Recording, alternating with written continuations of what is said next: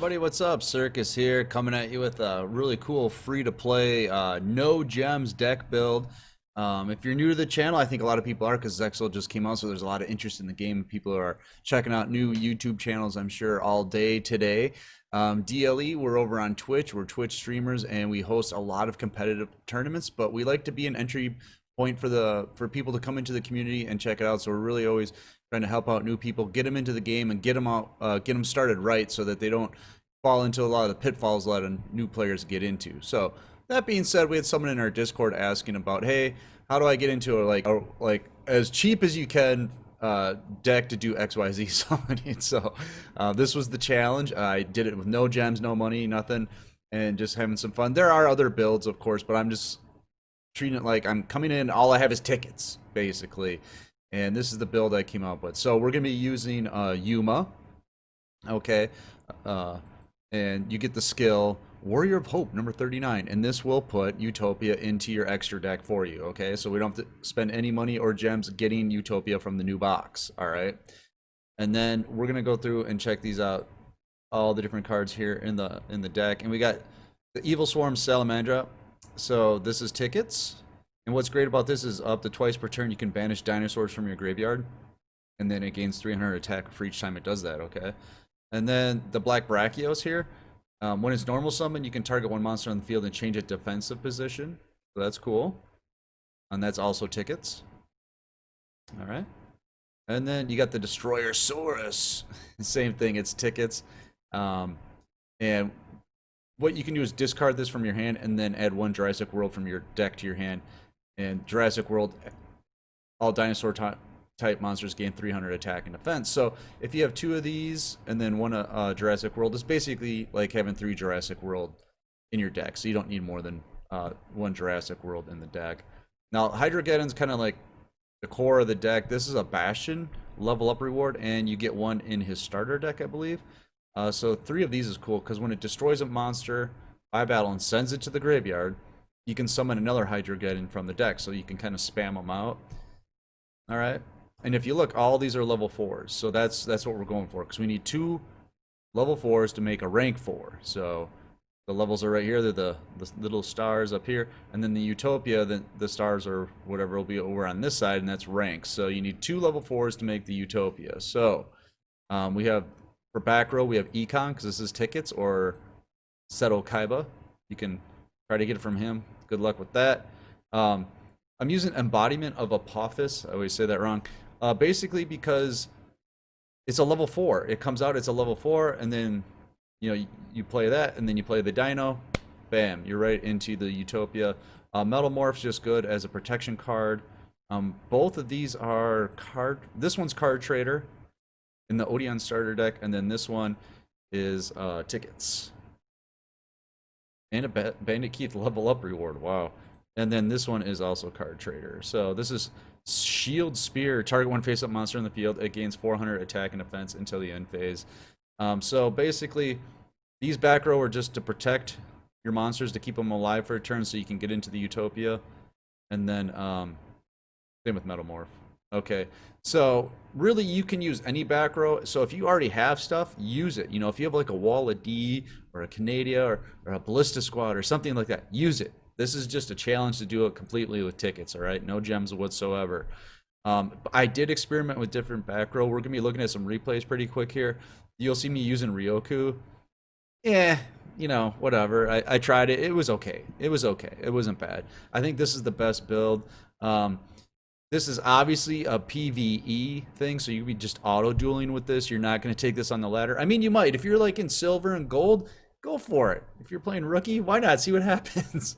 But you're definitely not going to be playing through like platinum and legend with it. Because I'd say it has like a, I don't know, 7 out of 10 win rate. I mean, sometimes it pops off and sometimes it just doesn't. I mean, it's a ticket deck, so there's only so much you're going to do with it. So that being said, let's check out some replays, and then when we come back from those, I'll show you like the upgraded version of the deck that is not free to play at all.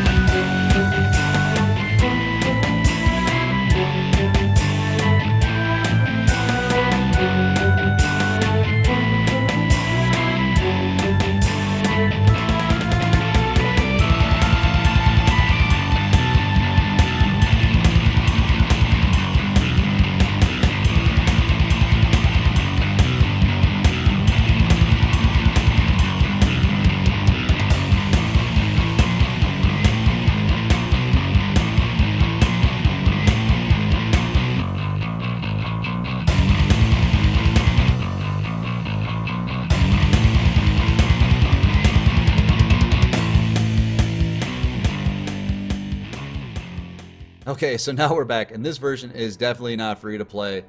You can see there's Canadia, Floodgate, and Walla D here, and you guys are probably like, what? Look at all those URs. Let's just take a look at them quick. The Canadia is great because it can turn your opponent's monster to face down defense position, and then when you're any trap on the field, your opponent's or yours, is used and Canadia's in the grave, it can come out of the grave and you can use it as a like a defensive measure if you want, or you can attack with it if you want to. But it's just great. So if someone activates a trap, you got Canadian in the grave, you can summon it out, and it's a great way to play defense. Floodgate's great because when a monster summoned or monsters are summoned, you can use it and it flips them down to face down defense position, and they can't change their position on their own. You have to use some kind of card effect to give them back up to attack position. So that's a great way to deal with monsters. And then Wall of D is just great because when your opponent declares an attack, each attack position monster that they have, they lose 800 attack for each monster. So if they have 3 monsters on the board and they attack in and they're all in attack position, they're going to lose 2,400 because they're losing 800 for each one in attack position. It's great. So it's a good way to blank out your opponent's monsters and then protect yourself for a turn so you can come back next turn and have 2 monsters on the field and get into Utopia. So I know it looks a little daunting at first seeing all those URs, but we have a system, a new player video, and we're going to be updating it for Zexal that teaches you how to get into these cards rather easily, so it's not such an investment. So I want you to check out those videos or wait for the next one to come out, because we're going to show you how to get into these cards rather quickly. And these cards are great investments because they can be used in any deck, especially auto-dueling decks. So we're going to take a few replays and check them out, and you guys can see how this deck performs. So check them out.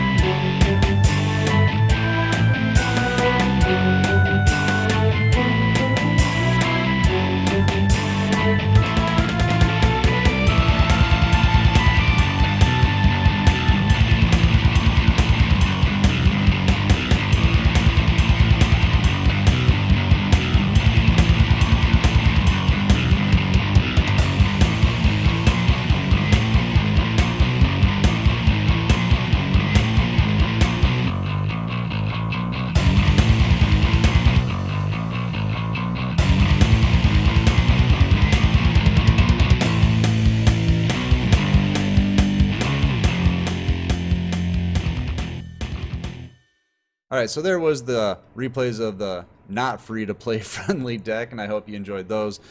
So let me know in the comments below what you're using for your auto duel deck to summon your Utopia. Obviously, you don't just have to do dinos. We did another video with PDS where he was doing heroes, and I'm sure there's lots of level 4 decks that you can do out there. Let me know in the comments below which ones you're doing, because really all you need is 2 level 4s to make a rank 4. So let me know what you're using and we'll try them out. And I hope you try out this deck, and I hope you enjoyed the video. And if you did, make sure to get in our Discord, because that's where we host all of our tournaments, and we'd love to see you in one. We always announce them in there, so make sure to get in there so you can check them out. All right, I'm going to get out of here. We'll see you next time. Hope you enjoy Zexal. I'm Circus. See ya.